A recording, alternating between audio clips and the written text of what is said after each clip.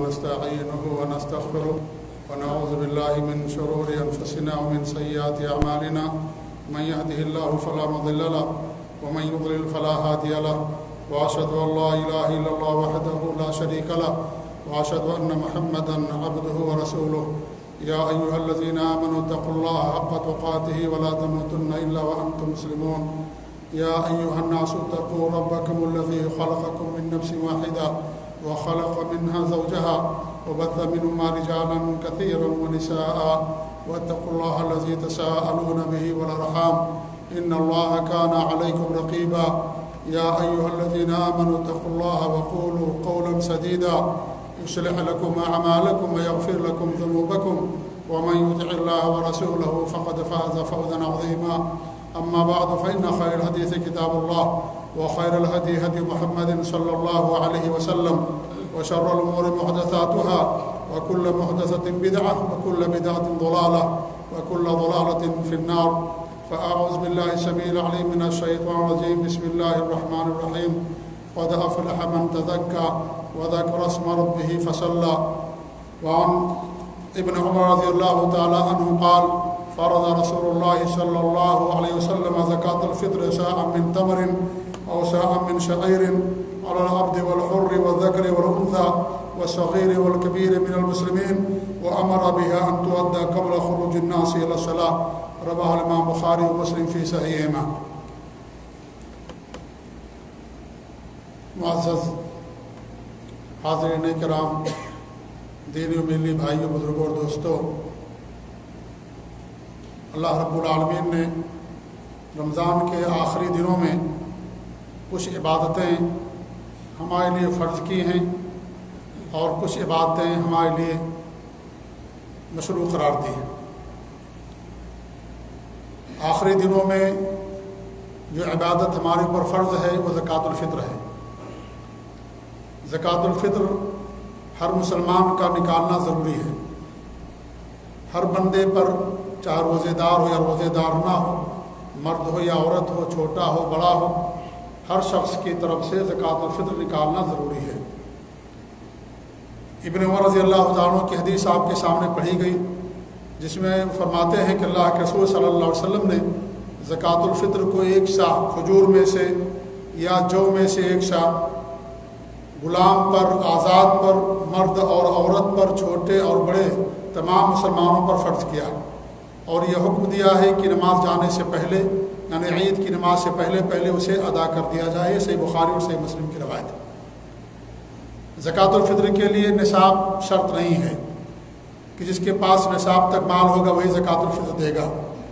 زکوٰۃ الفطر کے لیے بلوغت بھی شرط نہیں ہے۔ چھوٹے بچے پر بھی زکوٰۃ الفطر نکالنا ضروری ہے۔ اس کا مالک یا اس کا والد یا اس کی ماں یا جو سرپرست ہیں وہ اس کی طرف سے زکوٰۃ الفطر نکالیں گے۔ حتیٰ کہ عید کا چاند نظر آنے سے پہلے اگر کسی بچے کی ولادت ہو گئی ہے، بچہ پیدا ہو گیا ہے، تو اس بچے کی طرف سے بھی زکوٰۃ الفطر نکالنا واجب اور ضروری ہے۔ زکوٰۃ الفطر کا مقصد کیا ہے؟ زکوٰۃ الفطر دو مقصد کے لیے فرض کی گئی ہے، جیسا کہ حدیث کے اندر آتا ہے کہ طہرۃ للصائم من اللغو والرفث وتحمۃ للمساکین۔ ابن عباس کی حدیث ہے کہ اللہ کے رسول صلی اللہ علیہ وسلم نے زکوٰۃ الفطر کو فرض کر دیا ہے، کس لیے؟ روزے دار سے جو لغو اور بیہودہ اور فحش باتیں ہو جاتی ہیں ان کی پاکی کے لیے ایک مقصد یہ ہو گیا، اور دوسرا مقصد کیا؟ تحمۃ للمساکین، جو مساکین ہیں، فقراء ہیں، محتاج ہیں، ان کی خوراک کے طور پر زکوٰۃ الفطر کو فرض کر دیا گیا ہے۔ تو اس کا دو مقصد ہے، ایک تو روزے دار سے جو غلطی ہو جاتی ہے، لغو اور بیہودہ لا یعنی اور فحش باتیں، جو باتیں کرنا جائز نہیں ہے، اس کے لیے غلط ہیں، وہ چیزیں ہو جاتی ہیں تو اللہ تعالیٰ اس کے ذریعے سے اس کو معاف کر دیتا ہے۔ اور جو مساکین ہیں، فقراء ہیں، ان کی خوراک ہے تاکہ عید کے دن خوشیوں میں وہ بھی شریک رہیں اور دوسروں کے سامنے ہاتھ پھیلانے سے بچیں اور عید کی نماز میں شامل ہوں، اس لیے زکوٰۃ الفطر کو فرض قرار دیا گیا ہے۔ اس کا وقت کیا ہے؟ اس کا وقت عید کی نماز سے پہلے دینا ہے۔ اللہ کے رسول کی حدیث سے ابن عباس فرماتے ہیں کہ من اداها قبل الصلاة فهي زکوٰۃ مقبولہ ومن اداها بعد الصلاة فهي صدقۃ من الصدقات۔ جس نے عید کی نماز سے پہلے دے دیا اس کا زکوٰۃ الفطر ادا ہو گیا، اور جو عید کی نماز کے بعد دے گا تو عام صدقے میں شمار ہوگا. دینا ہے اس کو دینا ہے، لیکن عام صدقہ ہوگا کیونکہ اس کا وقت نکل چکا ہے اور اس کا وقت عید کی نماز سے پہلے دینا. تو یہ زکوٰۃ الفطر ہر مسلمان پر، حتیٰ کہ اگر کوئی غریب ہے، محتاج ہے اور اس کے پاس عید کے دن کا خوراک ہے، کھانے پینے کی چیزیں ہیں 1-2 دن کی، تو اس غریب کے اوپر بھی زکوٰۃ الفطر کو فرض کر دیا گیا ہے. وہ نکال کر کے اس سے زیادہ ضرورت مند لوگ ہیں ان کو دے دے گا یا کسی اور کو دے گا، لیکن اس غریب کو بھی زکوٰۃ الفطر ادا کرنا ہے. جس آدمی کے پاس 1 یا 2 دن کی خوراک موجود ہو اسے بھی زکوٰۃ الفطر دینا ہے. تو زکوٰۃ الفطر یہ بہت ہی اہم عبادت ہے جو اللہ رب العالمین نے، نبی اکرم صلی اللہ علیہ وسلم نے جسے فرض کر دیا. زکوٰۃ الفطر کے اندر کیا نکالنا؟ غلہ نکالنا. اور آدمی جہاں رہتا ہے اس ملک اور شہر کی جو خوراک ہے، جو غذا اور کھانا ہے، اس کو نکالنا ہے. ابو سعید خدری فرماتے ہیں کنا نعطیہا فی زمن نبی صلی اللہ علیہ وسلم صاعا من طعام او صاعا من تمر او صاعا من شعیر او صاعا من زبیب. یہ بخاری مسلم کی روایت ہے کہ اللہ کے رسول صلی اللہ علیہ وسلم کے زمانے میں 1 شاہ غلہ دیا کرتے تھے. غلہ طعام کہتے ہیں غلہ کو، جو انسان کھاتا ہے جہاں رہتا ہے وہاں کا جو غلہ ہے، چاول ہے، گیہوں ہے، یا اس طریقے سے کشمش ہے، پنیر ہے، جس ملک کی جو خوراک ہے عام طور پر لوگ کھاتے ہیں، اسے انسان زکوٰۃ الفطر میں ادا کرتا. تو کہتے ہیں کہ ہم 1 شاہ غلہ دیتے تھے، اور یا کھجور میں سے 1 شاہ دیتے تھے، یا جو میں سے یا پنیر میں سے 1 شاہ دیا کرتے تھے. اور 1 شاہ کا وزن آج کے موجودہ زمانے کے مطابق کم و بیش 2.5 کلو ہوتا ہے. تو ایک آدمی کی طرف سے 2.5 کلو غلہ نکالا جائے گا. قیمت نکالنا جائز نہیں ہے کہ آدمی پیسہ دے دے. زکوٰۃ الفطر میں پیسہ نہیں ہے. زکوٰۃ کے اندر آپ کے پاس پیسہ ہے، مال ہے، تب انسان اس کے اندر پیسہ دیتا ہے. لیکن زکوٰۃ الفطر کے اندر غلہ ہے. اللہ کے رسول کے زمانے میں بھی مال تھا، پیسہ تھا، لیکن آپ نے پیسہ نہیں دیا. آپ نے کیا دیا؟ غلہ دینے کا حکم دیا. آپ کے زمانے میں دینار تھے، درہم تھے، لیکن پھر بھی آپ نے غلہ دینے کا حکم دیا. کیا مقصد ہے؟ تاکہ وہ لوگ اس کے اندر شریک ہو جائیں. ہمارے ہاں لوگ کہتے ہیں کہ بھئی لوگ آج غلہ نہیں لیتے ہیں. میں کہتا ہوں کہ ہمارے ملک میں زیادہ مالداری ہے، سعودی عرب کے اندر زیادہ مالداری ہے. ہم تو یہاں پیسہ کمانے کے لیے آتے ہیں، کام کرنے کے لیے آتے ہیں. ہمارے ملک سے زیادہ مالداری سعودی عرب کے اندر ہے. یہاں کا جو غریب ہمارے ملک کا مالدار مانا جاتا ہے. ہمارا جس کے پاس موٹر سائیکل ہوگی لوگ اس کو سیٹ کہتے ہیں، مالدار کہتے ہیں. یہاں غریب بھی کار سے زکوٰۃ لینے کے لیے آتا ہے، کیونکہ فقیر اور مسکین کا جو معیار ہے ملک کے لحاظ سے بدلتا رہتا ہے. عرف عام کے لحاظ سے ہو سکتا ہے کوئی کسی ملک کے اندر فقیر ہو، دوسرے ملک کے اندر مالدار ہو، ایسا ہو سکتا ہے. کیونکہ یہ جو معیار ہے عرف عام پر ہے، یہ عرف عام پر معیار ہے. جہاں سارے کے سارے لوگ کھرب پتی ہوں، وہاں جو لکھپتی ہوگا وہ غریب مانا جائے گا. یہ معیار ہوتا ہے غربت کا اور فقر و فاقہ کا. یہاں مالداری زیادہ ہمارے ملک کے لحاظ سے، لیکن یہاں دیکھیے کوئی پیسے میں زکوٰۃ الفطر نہیں دیتا، سب غلہ دیتے ہیں. چونکہ ہم نے عمل چھوڑ دیا اس لیے اس طرح کے بہانہ لوگ بناتے ہیں. یہاں شہروں میں لوگ ہر جگہ زکوٰۃ الفطر غلہ ہی دیتے ہیں. ہمارے یہاں بھی ملکوں میں گاؤں دیہات کے اندر زکوٰۃ الفطر غلہ ہی دیا جاتا ہے. یہی ہمارے نبی کا عمل ہے، یہی صحابہ کا، تابعین، تبع تابعین، سلف صالحین، سب کا عمل آج تک یہی چلا آ رہا ہے کہ غلہ دیا جائے گا زکوٰۃ الفطر کے اندر. غلہ جو بھی خوراک ہے آپ کو 2.5 کلو دینا. اگر آپ پیسہ مانو گے تو کس کو معیار بناؤ گے آپ؟ کشمش، کھجور، پنیر، گیہوں، چاول، سب کی قیمت الگ الگ ہے. آپ کس کو معیار بناؤ گے؟ اگر پیسہ آپ لیتے ہو کہ پیسہ زکوٰۃ الفطر میں دینا، تو کس کو آپ معیار بنائیں گے؟ کس کے لحاظ سے دیں گے آپ؟ اس لیے معیار پیسہ نہیں، معیار غلہ. آپ کوئی بھی غلہ دے دیجئے، آپ جہاں رہتے ہیں وہاں کی جو خوراک ہے وہ دے دیجئے، آپ کا زکوٰۃ الفطر ادا ہو گیا. لہذا زکوٰۃ الفطر کے اندر پیسہ دینا صحیح نہیں ہے. یہ آپ زکوٰۃ الفطر غلے کے اندر دیجئے. عام طور سے لوگ پوچھتے ہیں کہ بھائی ہم یہاں رہتے ہیں کس کے لحاظ سے دیں گے؟ انڈیا پاکستان کے لحاظ سے، بغیر لحاظ کے لحاظ سے دیں گے یا سعودی عرب کے لحاظ سے دیں گے؟ ارے بھائی جب آپ کو غلہ دینا تو اس میں لحاظ کیا کرنا ہے؟ آپ نے ملک فون کر دیجئے کہ میری طرف سے غلہ دے دو، زکوٰۃ الفطر ہو گیا ادا. یا یہ کہ آپ یہی دے دو اپنا، آپ کا ادا ہو گیا. اس لیے زکوٰۃ الفطر کے اندر پیسہ نہیں ہے. اور پھر 1 منٹ کے لیے اگر کوئی پاکستان سے، ہندوستان سے کہے کہ میری طرف سے سعودی عرب کے اندر زکوٰۃ الفطر دے دیجئے، اب آپ کیا کریں گے؟ زکوٰۃ الفطر ہمارے ملک میں 2.5 کلو 200 روپے میں مل جاتی ہے، 100 روپے کے اندر مل جاتا ہے 2.5 کلو چاول، اور کم میں ملتا ہے. یہاں 20 ریال آپ کا لگے گا اس کو لینے میں کم سے کم. یہاں کی مہنگائی زیادہ ہے, مہنگا زیادہ نہیں ہے لیکن پیسے کی قیمت یہاں پر اونچی ہے, ہمارے یہاں پیسے کی قیمت کم ہے. اب اگر وہ کہے گا اپنے ملک کے لحاظ سے دے گا آپ کو, تو آپ کو پیسہ ڈالنا پڑے گا کہ نہیں ڈالنا پڑے گا. ہمارے یہاں ہندوستان میں 100 روپئے کے اندر 2.5 کلو بہترین چاول ملتا ہے, اور کم میں ہمارے علاقے کے اندر 20 روپئے میں بہترین چاول ملتا ہے 1 کلو. 20 روپئے کے اندر 40 روپئے میں 1 کلو 2 کلو ہو گیا. 50 روپئے میں آپ کا 2.5 کلو غلہ مل جائے گا چاول. 50 روپیہ کوئی آدمی سعودی عرب بھیجے ہمارے پاس اور کہے کہ وہاں ہماری طرف سے زکوٰۃ الفطر نکال دو, ادا ہوگا؟ نہیں ادا ہوگا.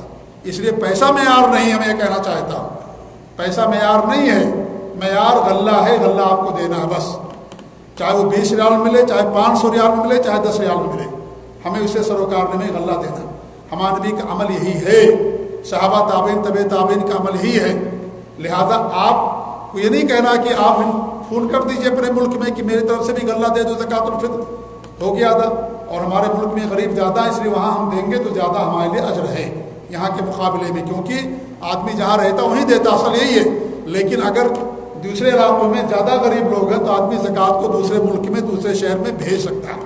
ہمارے یہاں زیادہ غریب لوگ ہیں, اس لیے ہمارے یہاں آپ بھیج دیں اس کو, اور ان کو بولتے ہیں اپنے خاندان والوں کو, آپ کے والدین ہیں, آپ کے بھائی بہن ہیں, کہ میری طرف سے بھی زکوٰۃ الفطر ادا کر دو. اور اگر آپ کسی ایسے آدمی کو دے رہے ہیں نکالنے کے لیے کہہ رہے ہیں جو آپ کا رشتہ دار نہیں ہے, تو اس کو پیسہ دینا پڑے گا آپ کو, تو آپ تو وہاں کے لحاظ سے پیسہ دے دو تو بھی ادا ہو جائے گا وہاں کے لحاظ سے, کیونکہ 2.5 کلو غلہ نکالنا ہے. اور اگر آپ یہاں کے لحاظ سے پیسہ دیتے ہو تو غلہ ضرور دیجئے اس کے اندر, اور جو پیسہ بچ جائے وہ پیسہ بھی اس غریب کو دے دیجئے, یا اور کوئی سامان خرید کر کے دے دیجئے. چاول کے ساتھ ساتھ اور کچھ دے دیجئے, اور وہ پیسہ جو بچا اس غریب کو دے دیجئے. دیگر چیزوں کے اندر استعمال کر لے گا, لیکن غلہ آپ کو دینا ہے. آپ کسی آدمی کو وکیل بنا سکتے ہو, جیسے یہاں سعودی عرب کے اندر ہے, یہ جمعیات خیریہ ہیں, یہ سب لیتے ہیں زکوٰۃ الفطر, ہم ان کو پیسے دیتے ہیں. 21 ریال امسال 21 ریال ہے, انہیں ہم پیسے دیتے ہیں. وہ کیا کرتے ہیں, غریبوں کو پیسہ نہیں دیتے, وہ 21 ریال کا 2.5 کلو چاول خرید کر کے غریبوں کو دیتے ہیں. ایسا آپ کر سکتے ہیں. آپ یہاں سے پیسہ ہندوستان بھیجیے, پاکستان بھیجیے, اور کہیے کہ بھائی اس کو غلہ خرید کر کے دے دیجیے. 2.5 کلو غلہ اس نے خریدا, اب کہے گا پیسہ بچ گیا آپ کا, آپ بولیے کہ وہ پیسہ بھی غریبوں کو دے دیجیے, الحمدللہ مسئلہ حل ہو گیا. لیکن غلے میں آپ کو غلہ ہی دینا آپ کو زکوٰۃ الفطر. تو ایک مسئلہ اس کو کلیئر کر لیجئے کہ زکوٰۃ الفطر میں غلہ ہی ہمارے نبی کا عمل ہے. اللہ کے رسول کے زمانے میں تھے پیسے دینار درہم, لیکن نہیں دیا ہر زمانے میں. اور آج پیسے سے زیادہ غلے کی قیمت ہے. ہمارے ملکوں میں لاک ڈاؤن ہے کہ نہیں, کوئی پیسہ نہیں کھاتا ہے, ریال کوئی ڈالر نہیں کھاتا ہے, انسان غلہ کھاتا ہے. لاک ڈاؤن ہے, کوئی باہر نہیں نکل سکتا. اگر ان کے گھر میں غلہ ہے, چاول دال ہے, خوشی کے ساتھ پیسے لیں گے اور اس کو کھائیں گے پیئیں گے. آدمی کے پاس پیسہ ہی جیب میں ہے, لیکن کیا کرے گا, لے کر کے باہر نکل ہی نہیں سکتا ہے. اس لیے غلے کی قیمت کبھی کم نہیں ہوتی. انسان پیسہ نہیں کھاتا, انسان غلہ کھاتا ہے. انسان کے پاس کروڑ روپیہ رکھا ہوا ایسی جگہ پر ہے جہاں غلہ اس کو نہیں ملتا ہے, ایک پانی کا قطرہ نہیں ملے گا, کھانے کو نہیں ملے گا, مر جائے گا. پیسہ اس کے کام نہیں آئے گا کہ پیسہ میرے پاس ہے تو میں اس کو کھا لوں گا, نہیں. اس لیے غلہ انسان کو, خوراک انسان کو بچاتی ہے, پیسہ نہیں بچاتا. تو خوراک کی, غلے کی اہمیت ہے دین کے اندر, انسان کی زندگی کے اندر یہ اہمیت ہے. آج جا کر کے دیکھیں, دیں گے دروازہ لاک کر کے, لاک ڈاؤن میں ان کو دیں گے, وہ زیادہ خوش ہوں گے تاکہ ان کو غلہ خریدنے کے لیے باہر نہ جانا پڑے, یہ زیادہ ان کو خوشی ہوگی. اس لیے غلہ میرے بھائی یہی زکوٰۃ الفطر کے اندر اصل ہے, یہی ہمارے نبی کا عمل ہے. لہذا میں آپ سے کہنا چاہوں گا کہ اپنے ملک میں دیجیے, ضرور دیجیے, لیکن غلہ دیجیے. آپ غلہ دیجیے, اور جو پیسہ بچ جائے وہ پیسہ بھی ان کو دے دیجیے, یا وہیں کے لحاظ سے کہہ دیجیے کہ دے دو, آپ کوئی مسئلہ نہیں, کیونکہ آپ پر زکوٰۃ الفطر میں غلہ دینا. ایک مسئلہ تو یہ ہو گیا. دوسری چیز کیا, عید کا چاند نظر آ جانے کے بعد کیا کرنا ہے, تکبیر کہنا. یہ مشروع ہے. عید کا چاند نظر آ جانے کے بعد سے لے کر کے آپ کو تکبیر کہنی ہے. کیا تکبیر ہے, اللہ اکبر اللہ اکبر لا الہ الا اللہ اللہ اکبر اللہ اکبر وللہ الحمد, اللہ اکبر کبیرہ والحمد للہ کثیرہ سبحان اللہ بکرۃ واصیلا. اسے آپ کب تک کہیں گے, جب تک کہ عید کی نماز نہ پڑھ لیں. عید کی نماز سے پہلے تک آپ کو یہ کہنا, اور عید کی نماز آپ کی اس مسجد میں انشاءاللہ العزیز ہوگی. عید کی نماز ختم ہو گئی, یہ چیز ختم ہو گئی. تکبیر عید تک انسان کو کہنا ہے. عید ہر مسلمان پر فرض ہے, ہر مسلمان پر عید کو اللہ رب العالمین نے فرض کر دیا. یہ مسلمانوں کا شعار ہے, مسلمانوں کی پہچان. اور ہمارے نبی نے حکم دیا ہے کہ عورتوں کو بھی لے کر کے جاؤ. وہ عورتیں جو ناپاک ہیں حیض و نفاس والی ان کو بھی دوشیدہ عورتوں کو بھی آپ نے حکم دیا کہ ان کو عیدگاہ لے کر کے جاؤ. جو حیض و نفاس والی عورتیں ہیں وہ نماز میں شریک نہیں ہوں گی, دعا میں شریک رہیں گی, خیر کے کاموں میں شریک رہیں گی, لیکن نماز نہیں پڑھیں گی کیونکہ نماز کے لیے طہارت ضروری ہے, حیض سے پاک ہونا ضروری شرط ہے, لیکن دعا کے اندر شریک رہیں گی. آپ نے جمعہ کی نماز عورتوں پر فرض نہیں کیا, آپ نے فرض نمازوں کے لیے عورتوں کو گھر سے نکلنے کا حکم نہیں دیا, لیکن عید کی نماز کے لیے آپ نے سب کو نکلنے کا حکم دیا, مرد ہو یا عورت, چھوٹا ہو یا بڑا, سب کو, حتیٰ کہ ان عورتوں کو بھی جو ناپاک ہیں, حیض والی ہیں, نفاس والی ہیں, ان عورتوں کو بھی آپ نے نکلنے کا حکم دیا. کیا مطلب اس کا ہوا؟ اس کا مطلب یہ ہوا کہ عید کی نماز کا حکم جمعہ اور فرض نمازوں سے کہیں زیادہ اہمیت ہے. یہ مسلمانوں کا شعار ہے, یہ پہچان ہے. یہ عید کی نماز امام ابو حنیفہ رحمۃ اللہ علیہ فرماتے ہیں کہ عید کی نماز ہر بندے پر فرض ہے, یہی اور یہی ان کا فتویٰ صحیح ہے, یہی ان کا قول سے امام ابو حنیفہ رحمۃ اللہ علیہ کا. اسی لیے ہم ان کے فتوے کو مانتے ہیں امام ابو حنیفہ رحمۃ اللہ علیہ کے, اور ہمارا یہ مسلک ہے, ہمارا یہ منہج ہے, ہمارا یہ عقیدہ ہے کہ ہم جس امام کی بات کتاب و سنت کے موافق ہوتی اس کو مانتے ہیں, اور جس کی بات کتاب و سنت کے موافق نہیں ہوتی اس کی بات نہیں لیتے, کیونکہ ہمارے لیے کتاب و سنت حجت ہے. کتاب و سنت دلیل. ہمارے نبی کی حدیث, ہم تمہارے درمیان دو چیزیں چھوڑ کر کے جا رہے ہیں, کہ اللہ کتاب, دوسری میری سنت, جو اس پر عمل کرے گا کبھی گمراہ نہیں ہوگا. تو یہ چیز ہمارے لیے ہے. اس لیے امام ابو حنیفہ رحمۃ اللہ علیہ کی بات یہی بات نہیں, سینکڑوں باتیں, ہزاروں باتیں ہم ان کی مانتے ہیں, لیکن اس شرط کے ساتھ کتاب و سنت کے جو موافق وہ بات مانتے ہیں. جو کتاب و سنت کے موافق نہیں اس کو نہیں مانتے. یہی امام ابو حنیفہ نے بھی فرمایا کہ میری بات جو کتاب و سنت کے موافق ہو اس کو لے لو, جو نہ اس کو دیوار پر مار دو. تو یہ درس ہمیں ملتا ہے کہ جو بات کتاب و سنت کے موافق اس سے لی جائے. تو ہم تعصب نہیں کرتے کہ امام ابو حنیفہ ان کی بات نہیں لیں گے, یہ فلاں امام ان کی بات نہیں لیں گے. نہیں, ہم سب ہمارے امام ہیں, سب ہمارے علماء ہیں, سب کی بڑی خدمات ہیں, کوششیں ہیں, سب علم کے تقویٰ کے پہاڑ تھے, سمندر تھے علم کے.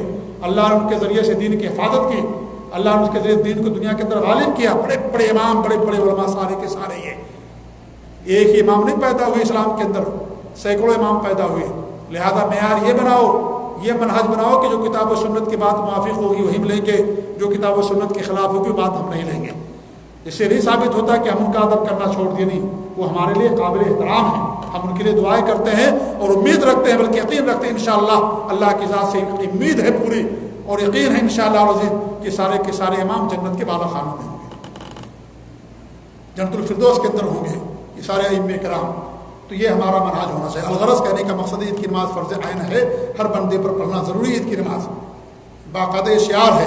عید کی نماز کیسے پڑھیں گے؟ عید کی نماز جیسے فجر کی نماز پڑھی جاتی وہی اس کا طریقہ ہے پڑھنے کا. جیسے فجر کی نماز پڑھی جاتی وہی طریقہ عید کی نماز پڑھنے کا بھی ہے. فرق صرف یہ ہے کہ اس کے اندر پہلی رکعت کے اندر قراءت سے پہلے 7 تکبیریں کہی جاتی ہیں, 7 مرتبہ اللہ اکبر کہتے ہیں. قراءت سے پہلے 7 مرتبہ اللہ اکبر اللہ اکبر اللہ اکبر کہیں گے. سورہ فاتحہ پڑھنے سے پہلے 7 مرتبہ. اس کے بعد سورہ فاتحہ, پھر کوئی سورت پڑھیں گے, پھر رکوع میں جائیں گے, 2 سجدے کریں گے, اللہ اکبر کہہ کر کے کھڑے ہو جائیں گے. پھر قراءت سے پہلے سورہ فاتحہ سے پہلے 5 مرتبہ کہیں گے کیا؟ اللہ اکبر. یہ ساری تکبیریں حدیث کے اندر آتا ہے کہ قراءت سے پہلے ہوتی تھی. قراءت کے بعد کوئی تکبیر نہیں ہے. سورہ فاتحہ یا ضم سورہ کے بعد کوئی تکبیر نہیں ہے. ساری تکبیریں قراءت سے پہلے. جتنی حدیثیں آتی ساری حدیثوں کے اندر آج تک مجھے کوئی ایسی حدیث نہیں ملی جس کے اندر یہ ہو کہ سورہ فاتحہ کے بعد یا رکوع سے پہلے قراءت جو اللہ اکبر کہیں گے. جتنی حدیثیں ہیں بخاری مسلم کی, ابو داؤد, ترمذی, نسائی, ابن ماجہ, مسند احمد, صحیح ابن خزیمہ, مسند دارمی اور سنن دارقطنی, اور اس طریقے سے مسند ابن ابی شیبہ, جتنی حدیث کی کتابیں ہیں ساری حدیث کتابوں کے اندر آج تک میں نے یہی دیکھا ہے کہ یہ ساری کی ساری قراءت سے پہلے ہیں. صراحت کے ساتھ حدیثوں کے اندر آتا ہے کہ قراءت سے پہلے ان کو کہنا ہے, رکوع سے پہلے نہیں ہے. یہ قراءت سے پہلے ہے, سورہ فاتحہ پڑھنے سے پہلے. تو دوسری رکعت جب اللہ اکبر کہہ کے کھڑے ہو جائیں گے, 5 مرتبہ اللہ اکبر کہیں گے, پھر سورہ فاتحہ پڑھی جائے گی, کوئی اور سورت پڑھیں گے, امام جو ہوگا پڑھے گا. مقتدی کے لیے صرف سورہ فاتحہ پڑھنا ضروری ہے. اس کے بعد رکوع, اس کے بعد 2 سجدے, تحیات, درود شریف پڑھ کر کے آپ سلام پھیر دیں گے. اس طریقے سے عید کی نماز ہوگی. عید کی نماز آنے کے لیے, پڑھنے کے لیے کھجور کھا کر کے آئیے. عید کے دن آنے سے پہلے غسل کرنا, اچھے کپڑے پہنا, یہ اچھی بات ہے, خوشی کی بات ہے, خوشی کا دن ہے. اللہ نے اسلام کے اندر 2 عیدیں رکھی ہیں. ایک عید الفطر ہے ابھی جو آنے والی انشاءاللہ, اور ایک عید الاضحیٰ ہے جو قربانی کے دن ہوتی ہے. تو عید الفطر میں نماز عید آنے سے پہلے کھجور کھا کر کے آنا یہ سنت ہے، کیونکہ اس وقت رمضان میں انسان روزے سے رہتا ہے. لیکن عید الاضحیٰ میں جانے سے پہلے آدمی خالی پیٹ جائے، کچھ کھا کے نہ جائے، آنے کے بعد کھائے. اس لیے عید الفطر تھوڑی تاخیر کر کے پہلے جو ہے تھوڑی تاخیر کر کے پڑھی جاتی ہے، اور عید الاضحیٰ جلدی پڑھی جاتی ہے، کیونکہ آنے کے بعد انسان جانور ذبح کرتا ہے عید الاضحیٰ میں، اور پھر اس کا گوشت کھانا یا آنے کے بعد کھانا اس کے لیے مسنون ہوتا ہے. تو اس طریقے سے یہ چیز ہے. اور تکبیر عید کی نماز پڑھنے تک آپ کریں گے، عید کی نماز ختم ہو گئی، عید ختم ہو گئی. اگر عید کی نماز عیدگاہ کے اندر پڑھنا زیادہ بہتر ہے، اور اگر عیدگاہ میں جانا آپ کے لیے مشکل تو مسجد کے اندر بھی عید کی نماز پڑھ سکتے ہیں، کوئی حرج کی بات نہیں. عید کی نماز مسجد کے اندر بھی آپ پڑھ سکتے ہیں. عید کی نماز پڑھنے کے بعد اگر عید کی نماز مسجد میں ہو رہی ہے تو آنے کے بعد تحیۃ المسجد پڑھیں گے، اور اگر عیدگاہ میں ہے تو کوئی تحیۃ جو ہے 2 رکعت سنت وغیرہ نہیں ہے. عیدگاہ کے اندر کوئی سنت اور نفل نہیں ہے. مسجد کے اندر چونکہ مسجد کا حکم الگ ہے، عیدگاہ کا حکم الگ ہے، اس لیے مسجد کے اندر اگر آپ آئیں گے تو 2 رکعت تحیۃ المسجد پڑھنے کے بعد بیٹھیں گے. لیکن عیدگاہ میں اگر آپ جائیں گے تو وہاں پر کوئی سنت اور نفل نہیں ہے. عید کی نماز پڑھنے کے بعد جب گھر آپ آئیں گے تب آپ کے لیے 2 رکعت پڑھنا سنت ہے. یہ ہمارے نبی کا ہے. عید کے بعد گھر میں آ کر کے 2 رکعت پڑھنا یہ ہمارے نبی کی سنت ہے. اس طریقے سے آپ کر سکتے ہیں. تو یہ عید کی نماز کا مختصر طریقہ. ایک راستے سے جائیے، دوسرے راستے سے واپس آئیے، اور خوب تکبیر کہیے. عید کا چاند نظر آنے کے بعد سے لے کر کے جتنا کہہ سکتے جتنی تکبیر کہیں گے، جہاں تہاں تک آپ کی آواز پہنچے گی. یہ سب قیامت کے دن ساری جگہیں، یہ سارے لوگ آپ کے لیے قیامت کے دن گواہی دیں گے. تو عید کی نماز یہ فرض ہے، خوشی کا دن ہے، اور اس طریقے سے بہت اہم دن ہے دین اسلام کے اندر عید کا. اور اس طریقے ہمارے نبی نے کبھی اسے نہیں چھوڑا.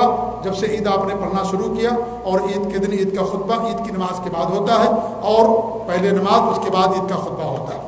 تو اس طریقے سے عید کی نماز پڑھی جاتی ہے. اللہ تعالیٰ سے دعا ہے کہ اللہ رب العالمین ہم سب لوگوں کو اپنے نبی کی سنت پر قائم رکھیں. اللہ رب العالمین اس مہینے کو ہمارے گناہوں کی مغفرت کا ذریعہ بنائے. اللہ تعالیٰ ہماری خامیوں اور کمیوں کو دور کرے. اللہ رب العالمین ہماری ٹوٹی پھوٹی نیک عبادتوں کو قبول فرمائے. اللہ تعالیٰ ہماری گردنوں کو، ہمارے والدین کی گردنوں کو، تمام مسلمانوں کی گردنوں کو اللہ تعالیٰ جہنم سے آزاد کر دے. اللہ تعالیٰ ہم سب کو اس مہینے کے اندر جنت میں داخلے کا پروان نصیب فرمائے. اللہ تعالیٰ ہمیں دین پر قائم رکھے، توحید و سنت پر قائم رکھے، ہر نیک کام کرنے کی توفیق دے. اور اللہ رب العالمین ہمیں ہر شر سے اور ہر غلط کام سے، ہر برائی سے، ہر گناہ سے اللہ رب العالمین ہم سب کو محفوظ رکھے. آمین. بارک اللہ علی ولکم فی القرآن العظیم ونفعني وإياكم بالآيات والذكر الحكيم إنه تعالى جواد كريم الكم الرؤوف الرحيم.